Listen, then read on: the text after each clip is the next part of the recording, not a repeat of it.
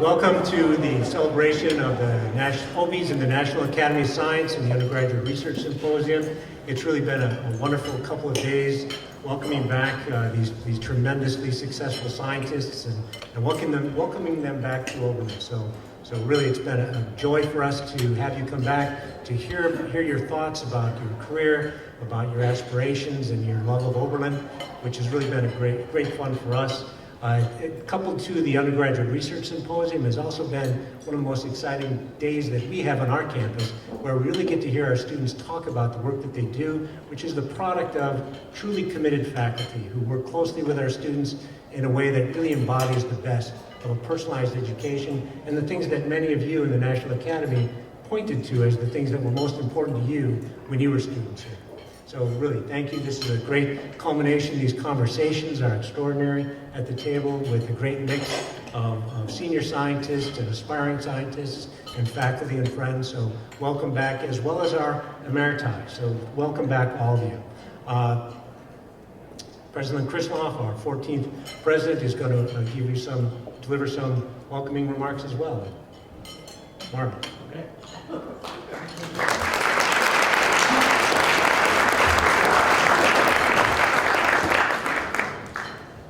Well, first I want to say that this event, this reunion, came about through the hard work and the vision of many people, but I especially want to thank Rob Singer. Where's Rob? Woo! Rob, thank you. And Larry Zapersky. And Tim Elgren. Like so many things, it's really the combination of a lot of people's work, the Dean's Office, the Alumni Office, and I hope it is something that will be repeated. Maybe not every year, because I think it might be a little difficult to do every year, but maybe every other year. But I won't be here, but you can beam me in, and I'll be happy to smile and enjoy it from afar. I'm so pleased to thank all of the NAS alums who made the time to come here to share your experience and to help inspire our students. I mean, what I'm hearing from our students is that hearing your stories, including hearing stories of exploration, but also not always knowing where to go, it's very helpful to have prominent people explain that my life hasn't been a straight shot trajectory and I knew exactly what I was going to do. And of course, at age 35, I got, tenure and a full professorship, and then 45 I'm going to get my Nobel, or 55, whatever it is, and that there's a lot more exploration along the way. So could I ask all our NAS alumni who are here with us to stand and be recognized?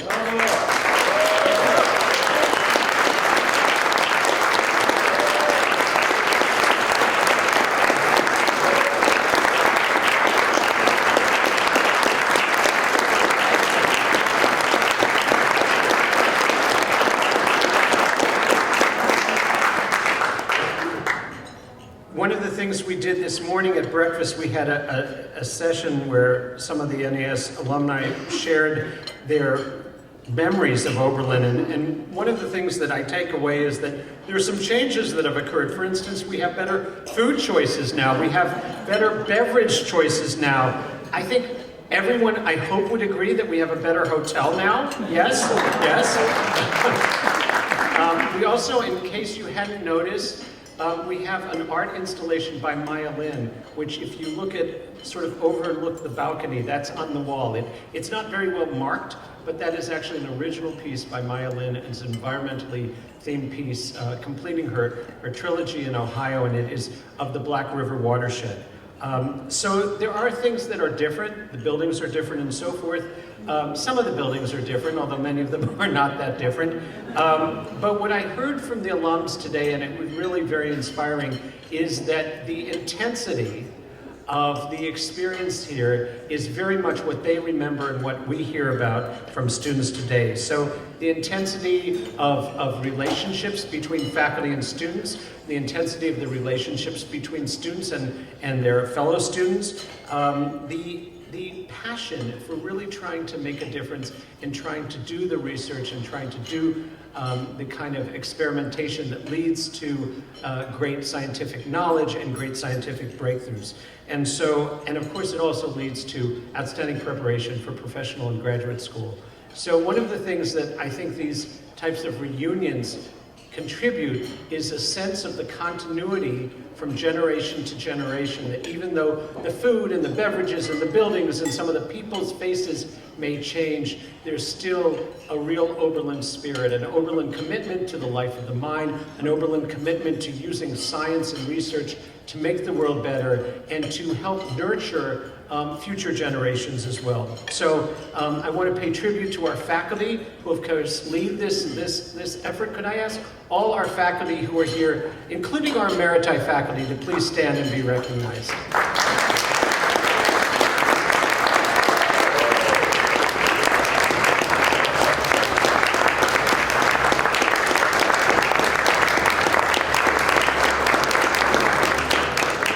So you are the folks who carry the torch, and one of the things we heard this morning from the alumni is their memories of those contacts and those research opportunities and those sorts of experiences working with you. And so if we can imagine, if you'll allow me, 20 years from now, when the next group of NAS laureates come in, they will be your students, and they will be people who will say, for instance, that Pat Simon was the one who inspired me, or Manish Mehta, who kicked my butt in chemistry, sort of along the way that I hear about Norm Craig. I mean, I can tell you, Norm, that more people have told me how much they enjoyed their chemistry class because they learned from you that they were not cut out to be a chemist, and that's also important too.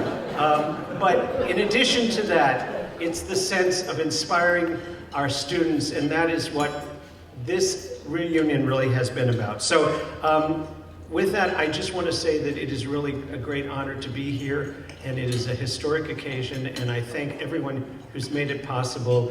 And to the next one, and may we in Oberlin and the NAS and all the distinguished science graduates continue to do great work and to inspire the next generation.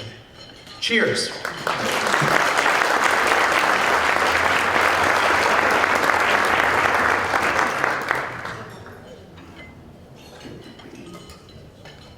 Thank you, Marvin. I can't help but put up a couple of PowerPoint slides. It's my moment to teach, and I have a captive audience, so this will only take an hour or so. Settle in. So I had my own list, but Marvin scooped me.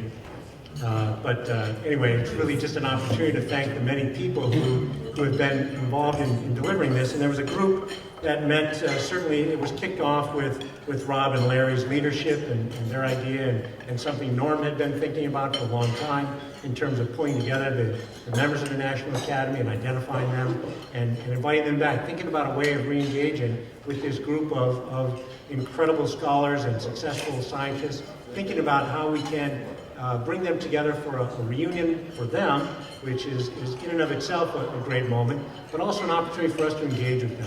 So Rob and Larry, we've already thanked you. The committee that worked on this was Mary Garvin, Rebecca Whalen, Jeff Hansen, and Gay Thomas, who've just been absolute tireless OBs.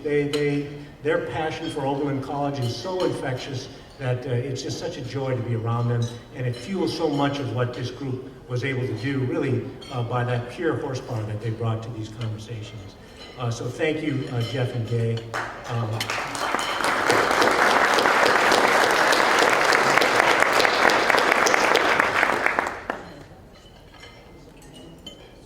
Mina Gaziasker. Mina, is that correct? She ran away. Mina's here. Mina, my apologies, but thank you. Mina really brought this together for us. This group had been working for a while, and then when Mina got involved, all of a sudden it had some crystallization, some real focus, and deliverables of really essential components of this. And this weekend is a success largely because of Mina. So Mina, we can't thank you enough really for leading this.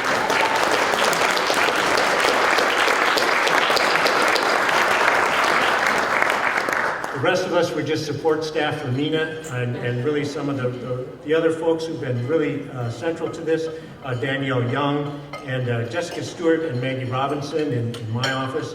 And with respect to the Undergraduate Research Symposium, this is something that Afia Fori-Mensah pulls together as our Director of Undergraduate Research with help from Marcelo Vinces. I think Marcelo's here. I don't know if Afia's here. Marcelo's here. Afia's here.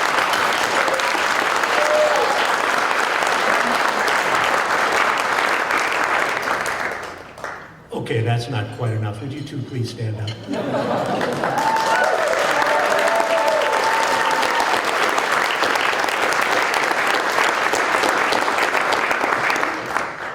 If I could just for a minute, these two have been such incredible leaders for our campus and mentors for our students in terms of supporting them in a variety of ways.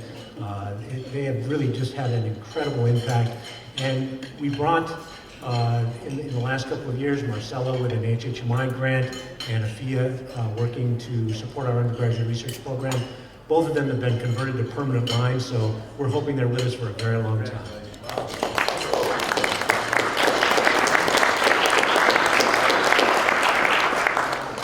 Ken Grossi, are you here, Ken?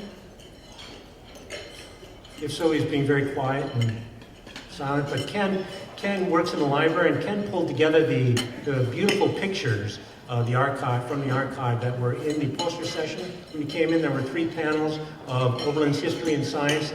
Really beautiful work, so thank you to Ken. He really took that upon himself.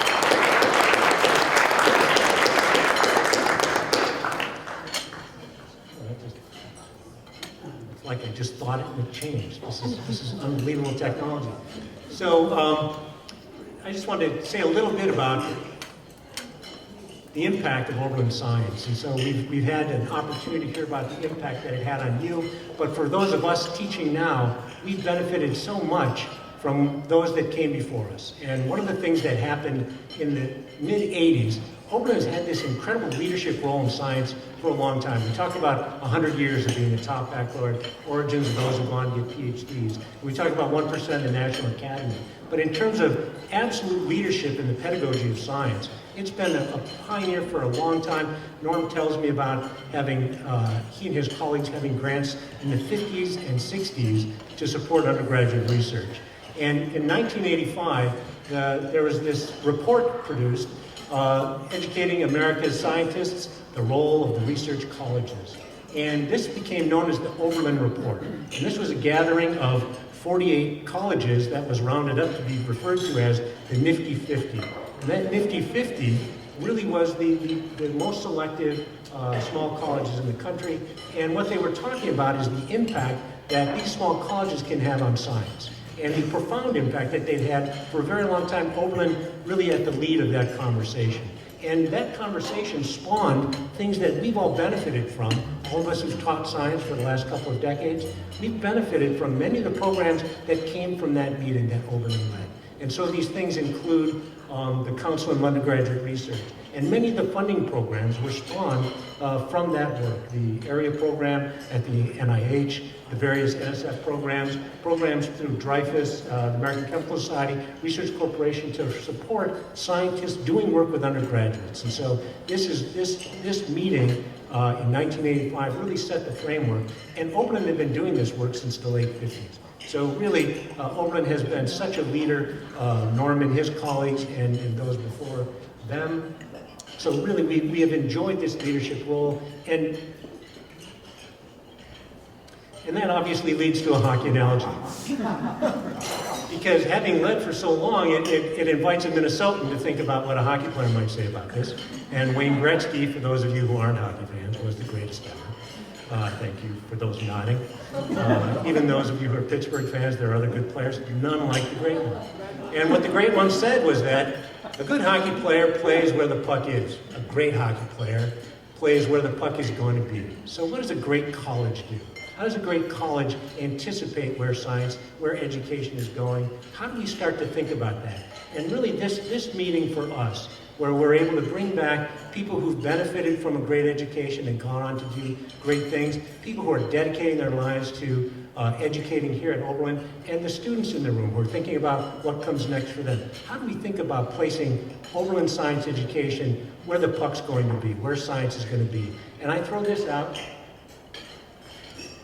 I don't know how well you can see this picture, but last week I was in Beijing, and this is Beijing High School number 35, and this is the top of Beijing High School. And this is an extraordinary place doing frontier work, and this is the principal of Beijing 35 that invited me to speak before a group of administrators and college counselors, recruiting some of the finest students in the world. And this is a great opportunity for Oberlin. This science lab is something that I wanted to show you because, for this audience in particular, because you see the creepy surveillance cameras at the top? Right? This isn't just a communist thing. This is actually, even though the highest principals are high members of the Communist Party, what it is it's a commitment to science. And what it is, these are video cameras that are looking down on every student benchtop. And the student is working with a headset, having mentoring with a member of the Chinese National Academy of Science. And so those partnerships are happening in real time in those laboratories. This is a high school. And so when we think about where the puck's going to be, where science education is going to be, and how our relationship with you, the members of the National Academy, can be spawned in ways that we can start thinking about how this collaboration can grow, and how these relationships can grow, and how we can keep you close in terms of your engagement with the college. I'm not sure it's going to look like this, but let's start thinking and let's have the next set of conversations look like that. What comes next, and what can this partnership look like? So really, thank you for being here. It's been a real pleasure for us. And so when we think about harnessing our resources and realizing our potential, we have such unbelievable, limitless potential here. We have spectacular students, a dedicated faculty, unbelievable facilities. And how does this change? What does this look like in the next decade, in the next 2 decades? And I think we have the kind of pioneering faculty that have that courage. We have committed, deeply engaged alums that are ready to help us think about that, and really brave students to help us guide that way. So thank you. This is really just it's been such a pleasure to have you here and to do this work. Now it's actually my great pleasure to introduce our speaker for tonight, Norm Craig, who really has been that pioneer for us. His career spanned from 1957 to 2000 when he retired, and I ran into him in the hallway today, and I said, Norm, I want to make mention of the incredible number of publications that you've had since you've retired, and is it true it's 42? And he said, no, it can't be that many, I'll check. So he later wrote back an email to me and he said, it's 72.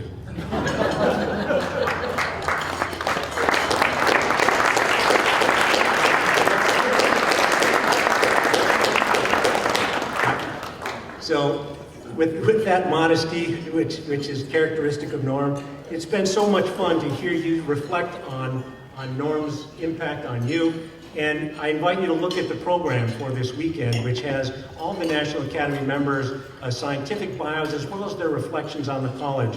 And many of them reflect on Norm, because many of them were Norm's students. And so it's absolutely a delight to be able to have Norm share his thoughts about the history of science and at Oberlin, and the incredible role that he's had. We heard about the rigor and the intensity, but also the passion that he brought and the passion that he demanded of his students, and that really changed their lives. It changed how they thought about science. It changed how they thought about themselves.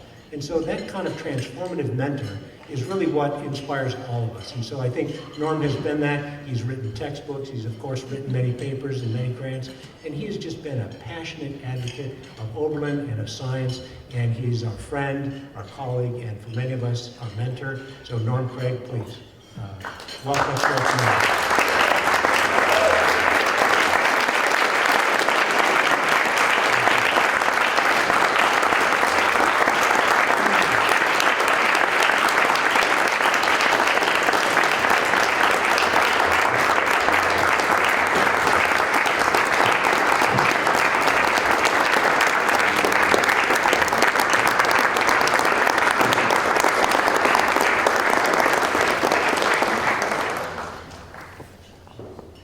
this is a head-shaking experience to be involved in.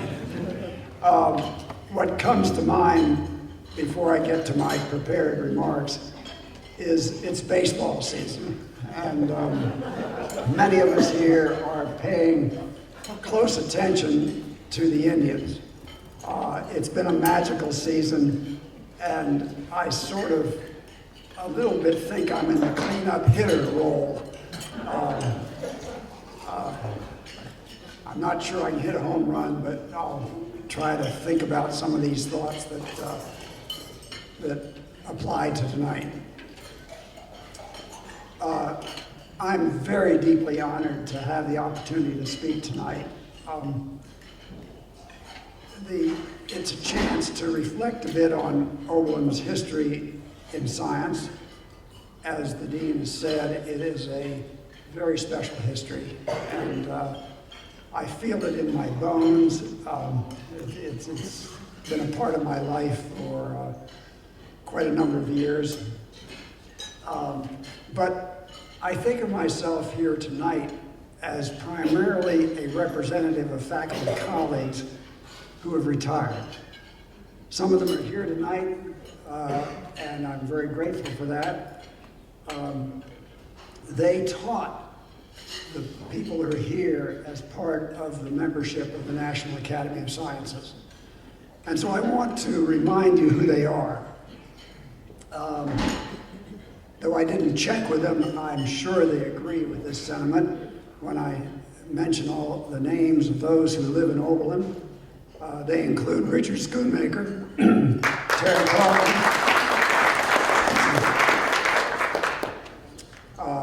Martin Ackerman,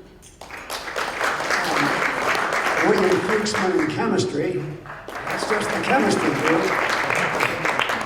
In biology, Dennis Luck, David Benzing, and David Egloff. I know Dennis is here. I don't know whether the others are or not, but I've seen Dennis. And William Skinner in geology. Samuel Goldberg and George Andrews in math, who are both here tonight. And Joseph Palmieri and Bruce Richards. I know Bruce is here. I can see him. Norman Henderson and Sam Carrier from psychology. All of these people still live in Oberlin and represent a long history of teaching science at the highest levels. In addition, there are a few who live in the Oberlin area whom we see from time to time. David Miller from biology, and Bob Warner from physics, and Karen Simon from psychology. They live within the Cleveland area, but not here in Oberlin. There is no greater satisfaction for college faculty members than to have former students achieve such high honor as election to the National Academy. It is exceedingly exciting for those of us who've known them as students and have had opportunities to see them develop as splendid scientists. We like to think, of course, that we contributed a bit to that outcome. Let's hope that's true. For myself, I know almost all the people who are here from the National Academy, either as former students or people I've kept up with or heard about many times. So I feel a personal connection to this very special group. I also salute the many undergraduate students who are participating in research at Oberlin currently. This afternoon I enjoyed hearing presentations and surveying student posters on a wide range of projects. Seeing the posters was simply thrilling. If by chance you missed it, it's hard for me to recreate it. There was energy in abundance in the corridor at the Science Center. I said to myself I would try a bit of a funny, let's see if I can pull it off. The great energy at the poster session was off the charts.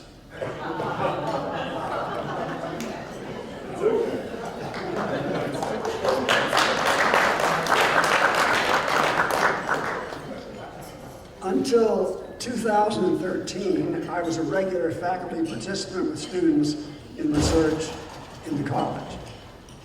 That was 13 years after my formal retirement. I worked with students during the academic year, during winter term, during summers. Working daily with students kept me energized and growing scientifically. I can't understate that. Working with students keeps you growing scientifically. There are new questions, new possibilities, new challenges, and I felt that deeply. Two members of the National Academy of Sciences, David Evans and Ralph Isberg, Ralph's here somewhere, they published papers for which I was a co-author while they were still undergraduates. That's a cherished memory. I fervently hope that today's students find outcomes as exciting as we see represented here today with members of the National Academy. It is truly a great tradition. Doing high-level research has three components: creative thinking, dedicated experimentation, and effective communication. To use today's manner of speaking, creativity involves thinking outside the box and acting wisely upon encountering unexpected that's odds. Encountering a that's odd, not letting it go, but pursuing it. And I'm sure that the National Academy members here today will have, in their own careers, recognized times like that. There was something odd, and that led to very important outcomes. In dedicated experimentation, one has to do scrupulous work and often try to overcome initial failures. There's a lot of that, of pounding away and trying to get beyond what seems like an impossible moment. Effective communication depends on well-crafted writing and compelling speaking. At Oberlin College, these essential qualities are nurtured. Our members of the National Academy exemplify these qualities in outstanding ways. You saw much of that on display during the last 2 days. Scientific research has been a significant component of education at Oberlin College for many years. I'm fond of saying that undergraduate research at Oberlin College began with the work of Charles Hall. Jeff Hansen anticipated this the other day. And began with the work of Charles Hall when he was a student between 1880 and 1885. Frank Jewett, who was an outstanding world-traveled scientist, was Hall's mentor. Jewett had studied in Germany, he had taught in Japan. That was exceptional for the 1880s. The old story that Hall was sort of an isolate working out in the woodshed is a silly story. It's a story of undergraduate research. That's the true story, because he was connected to the world of science through Jewett in very significant ways. He was also connected to the world of technology in Cleveland, which was nearby and accessible on the train. He got many of his materials that you could not have gotten easily in other places without the accessibility of Cleveland. It's a story of research that we should proudly proclaim. As every Oberlin graduate should know, Hall discovered the electrolysis process for refining aluminum metal shortly after his graduation from college in 1886.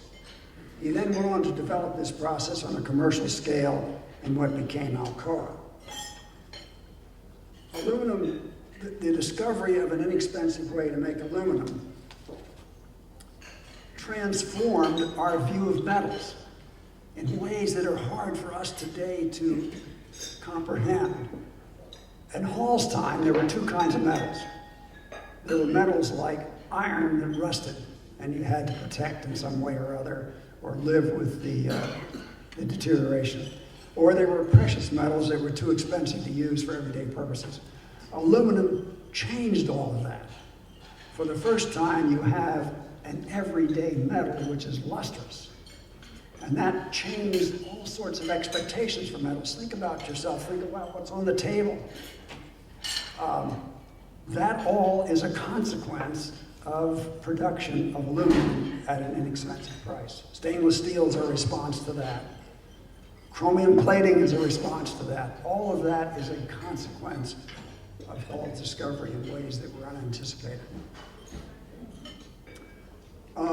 Significant pockets of research took place were in Oberlin for the next 75 years.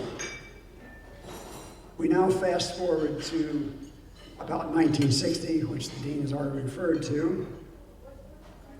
But in 1960, there was a great new impulse for undergraduate research at Oberlin, which is manifest today among the faculty and the students. That really traces to that special time in 1960 or so. Supporting this advance, the college built Kettering Hall, half of which is gone, but it was there, played an important role. What Kettering Hall did at a time when this was rare in undergraduate education in the US is to provide well-equipped, adequate research laboratories. In particular for biology and chemistry at that time. Later, neuroscience was added, but other science buildings were also renovated and updated in response to that. So not only do you have this renaissance in undergraduate research, but you have the facilities that help make it possible. So we have an important transformational time. Something else that was transformative, in the late 1960s, winter term came into existence. And what winter term does is to provide the month of January for a variety of things, but one thing that happens that's very important is students can concentrate on research for a month. That makes a huge difference. If you have a fall term in which you're trying to get a project going and struggling with equipment and supplies and trying some initial experiments which need much more effort, you have a month in which to concentrate. That transformed the consequence of research at Oberlin College. Summers became very highly prized as time to do research. So starting about 1960 and coming up to today, the opportunities for research at Oberlin were transformed and brought forward.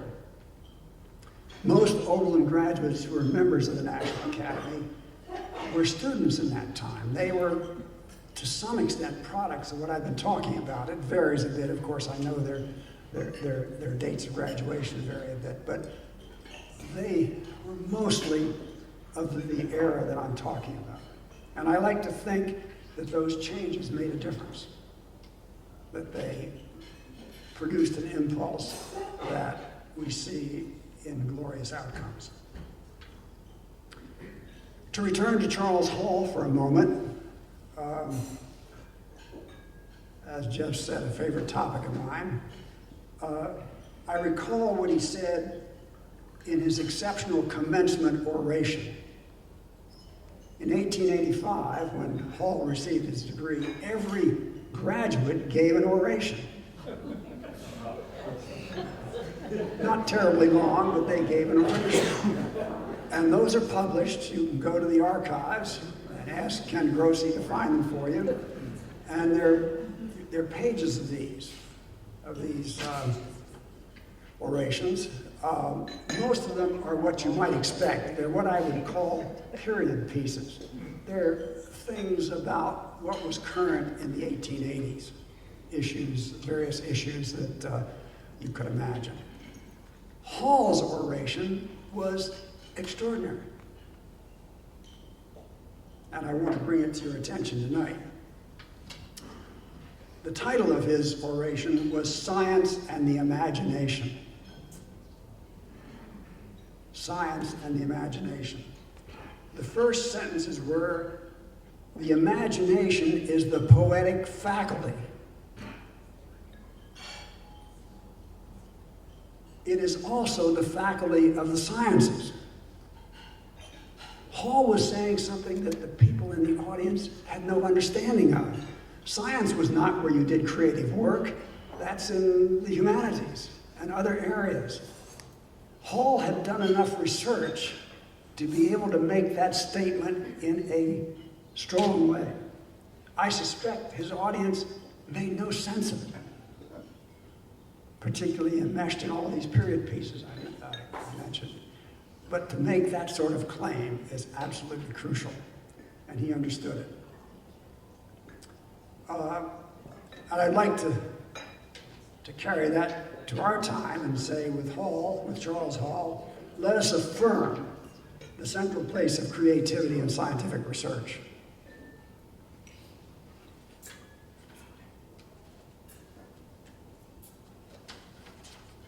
Finally, at my age in life, my role tonight is principally a grandfatherly one. I won't admit just how old I am or how old I'll be next month. I cherish that role and look out from this podium with enormous satisfaction. I know some of the current students, I know most of the people in the room. And it is hard to describe what sort of satisfaction one feels in this grandfatherly role. Let me try a final sentence. Let the fires of science continue to burn brightly at Oberlin College. They have for years.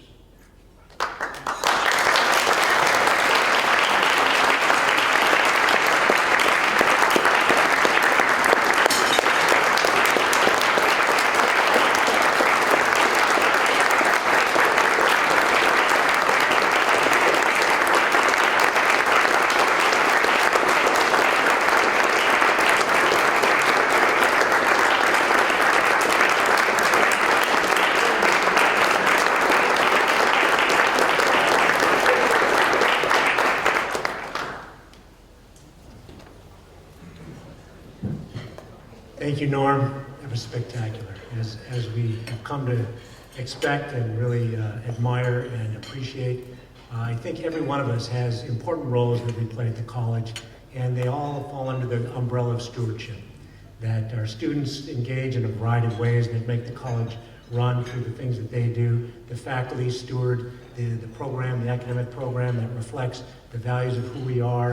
Our administrators serve in a variety of capacities. Our alumni are passionate about the place, and we tend to it in many ways. And so I can think of no greater steward of our college than Norm Craig. So thank you, Norm, for what you've done. And as a token of our appreciation,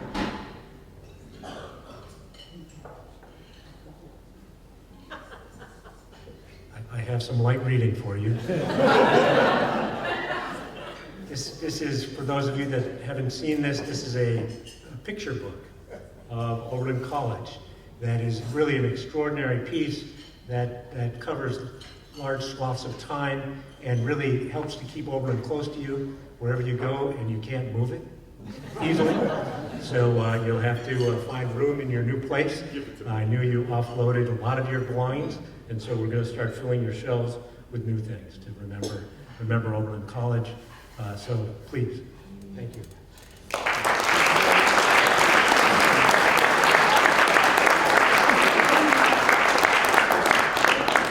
I got to say something. Great. It's going to take a couple minutes, okay? So, first of all, I want to say how bad an idea this thing in China is with the thing coming down, and it actually emphasizes how great a research mentor Norm Craig is. I don't say was because he's still really working. Norm would work every morning till 1 o'clock in the morning when we were doing summer research. I mean, there's no question about that. We knew that not because he came in, and we were working at the same time, the reason why he was aware of that wasn't because he was coming in the lab and looking at us. Because the next morning, when he asked us what we were doing from the day before, he knew that we couldn't possibly have done all that work unless we were also working till 1 o'clock in the morning. So he wasn't looking at us. So it was the exact opposite of the Chinese technique. So what he was allowing us to do was to kind of do whatever we wanted to do with the expectation that we were going to accomplish what he wanted us to do as well.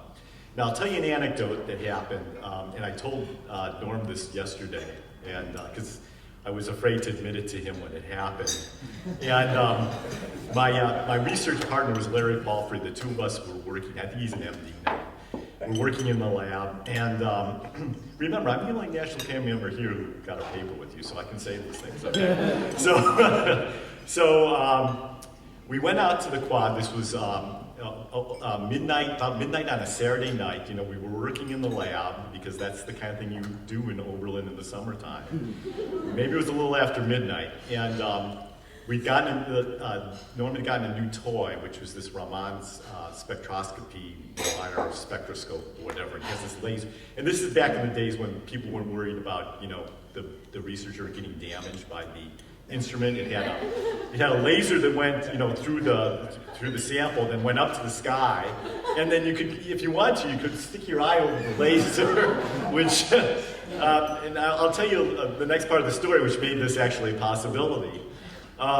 So we went out to the quadrangle, the north quadrangle probably is in front of Burton, and there were two kids from the community that were, you know, smoking dope.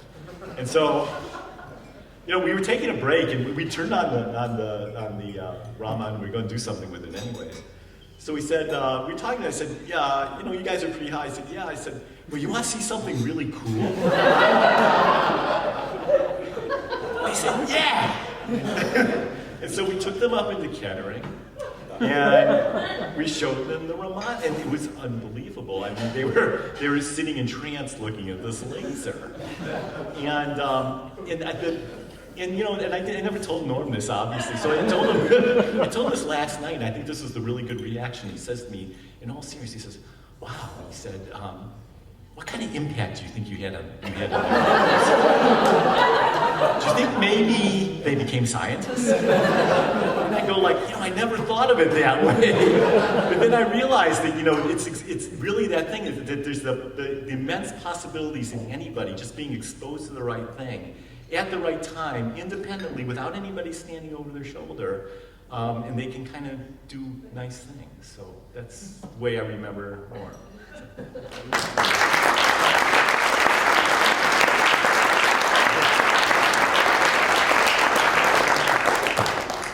I have to say, I appreciate how therapeutic this has been for Ralph, because he's had several confessionals this weekend. Spilling protein samples. That's terrific. If I can just follow up, the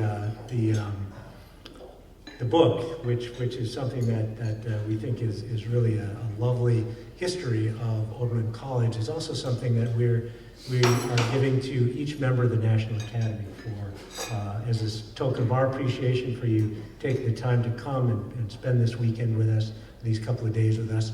And we're not going to give you help carrying it back in your luggage, but what we will do is, if you just give us, if you prefer, we're happy to mail it to you. So we'll drop it in the mail, but so we're not going to pass these things around because they really are heavy.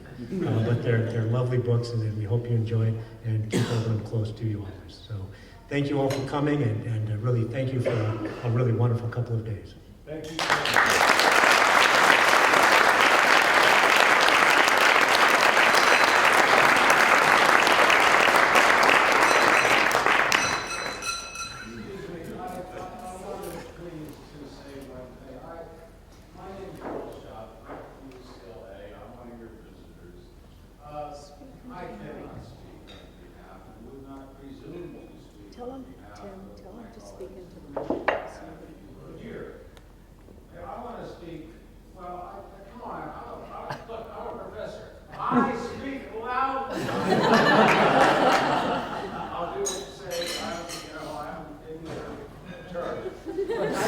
Make this a big deal.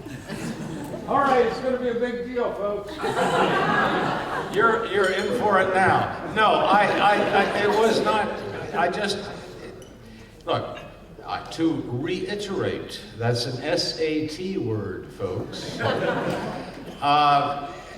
I can't speak on behalf of my colleagues in the National Academy. I wouldn't presume to do that.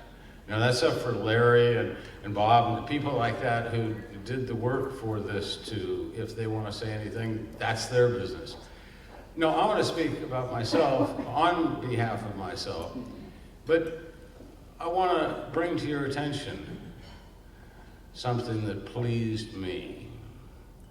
Not just being back at Oberlin. I was on the board of trustees for a while. I've given a bunch of lectures here over the years. I love this place. All right, we all do.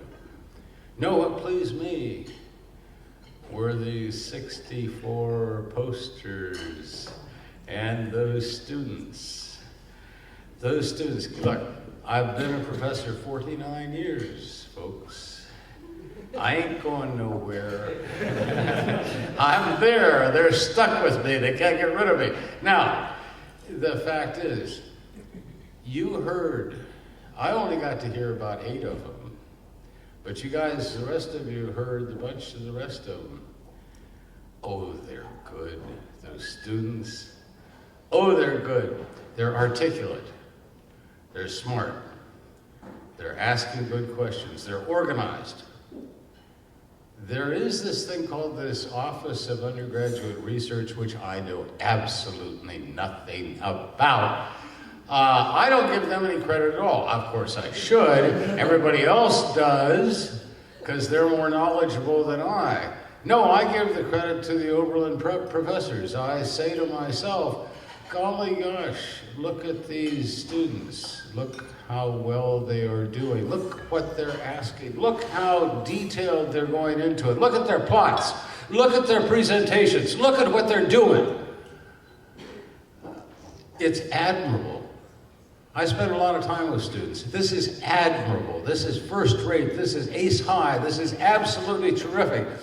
And so I say, as I said to a couple of them, you didn't do that all by yourself. You had some help from some professor. You better thank him.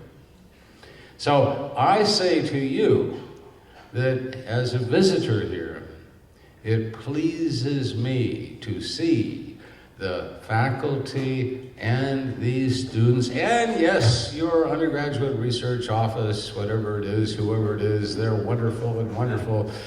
This place is beautiful, and I wanted to thank you. That's all I wanted to do, and thank those students and give them a round of applause.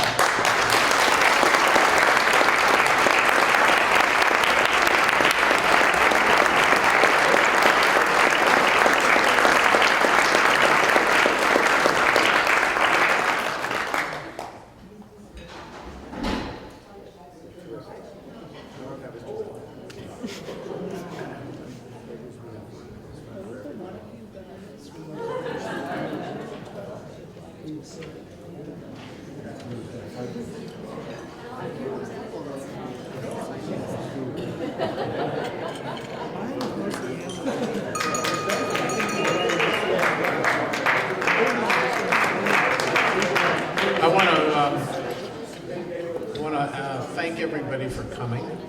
I want to thank the Oberlin staff and administration for really honoring us with this event.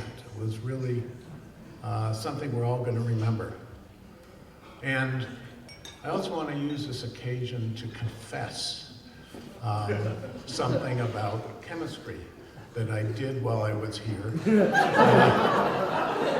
That started my route to being an entrepreneur.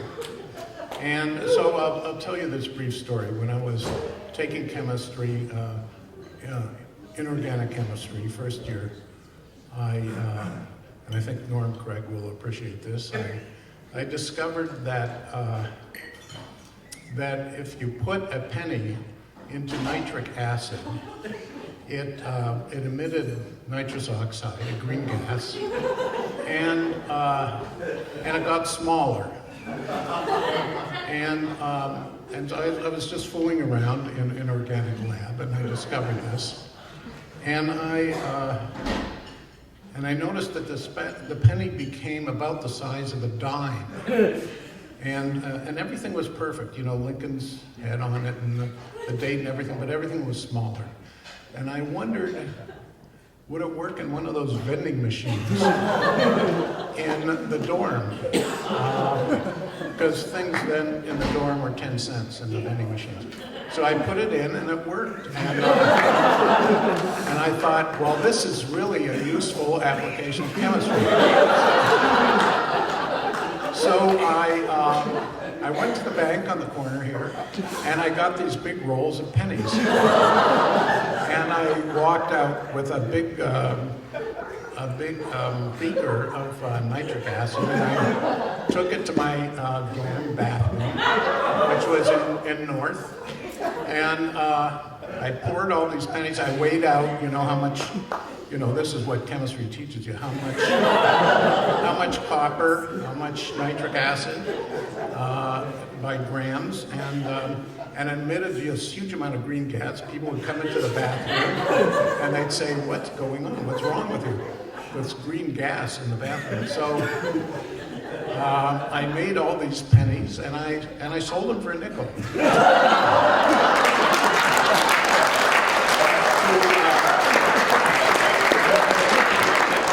All my classmates, I made 4 cents on it, and they made 5 cents, and so everyone thought it was a good deal, and everyone's happy, and everyone's using these pennies now. It's spread throughout all the dorms, and this went on for a little while until there was a sign on the vending machines that appeared that says, "The FBI is investigating defacement of federal currency." And that was a quick end to my my brief company period, which I made something like $5 on it. And so I feel the need to say, whoever remembers this, that I was the person, and I carefully investigated. The statute of limitations over, okay?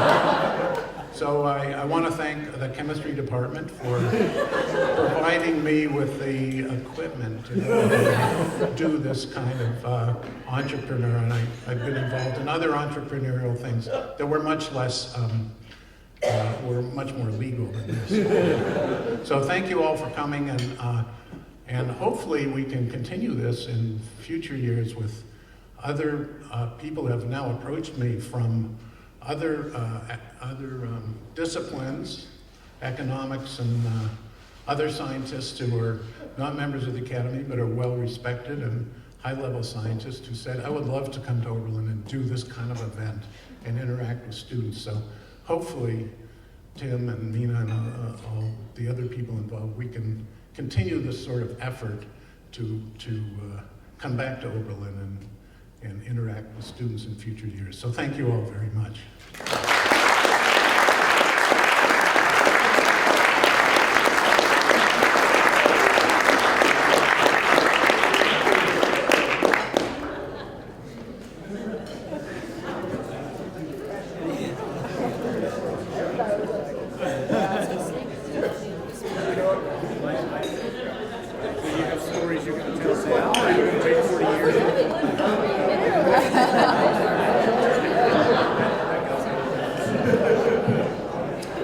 Okay, I have laryngitis, so this is really presumptuous, because I'm not a scientist.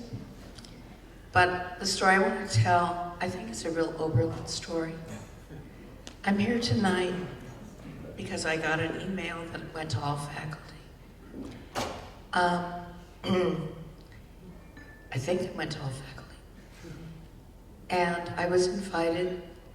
Here I am, a retired professor of English.